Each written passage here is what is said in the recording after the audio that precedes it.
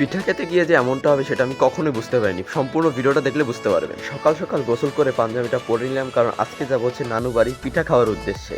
তারপর আমি সাইকেল নিয়ে বেরিয়ে পড়লাম এবং প্রথমে গেলাম খালামনির বাসায়। এখান থেকে 1 কেজি দুধ নিয়ে আমাকে নানু বাসায় যাইতে হবে।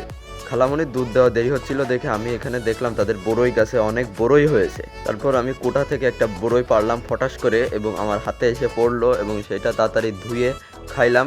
স্বাদটা ভালোই ছিল। তারপর এইখানে দেখেন তাদের গরুগুলো একটা সাদা, ওই পাশে একটা কালো। দুধ নিয়ে আমি আবার নানু বাড়ির উদ্দেশ্যে রওনা দিলাম। দেখি তাদের পিঠা তৈরির কাজ চলতেছে, আর এই হাঁড়িতে একটু খেজুরের রস দেখে আমার একটু খেজুরের রস খাইতে মন চাইলো। ফটাফট একটা গ্লাস এনে ঢেলে খাওয়া শুরু করলাম। টেস্ট তো অ্যামেজিং। এবং বাইরে বের হয়ে দেখলাম তাদের ফুল গাছে অনেকগুলো ফুল হয়েছে, দেখতে অনেক সুন্দর লাগছিল। তারপর আমি বেশি দেরি না করে মসজিদে যাচ্ছিলাম জুমার নামাজ পড়ার জন্য। আর ভাই নামাজ শেষ করে দেখেন কি পাইলাম। ফ্রি জিনিস কি আর মিস করা যায়? পর আমাকে পিঠা খেতে দেওয়া হলো এবং আমি পিঠাটা খাইলাম। এক হাঁড়ি পিঠা আমাদের বাসার জন্য পাঠিয়ে দিচ্ছে। আমার নানা সেটা সাইকেলে ভালো করে বেঁধে দিচ্ছিল। আজকের ব্লগটা এই পর্যন্ত। ভালো লাগলে সাবস্ক্রাইব করে দিয়েন।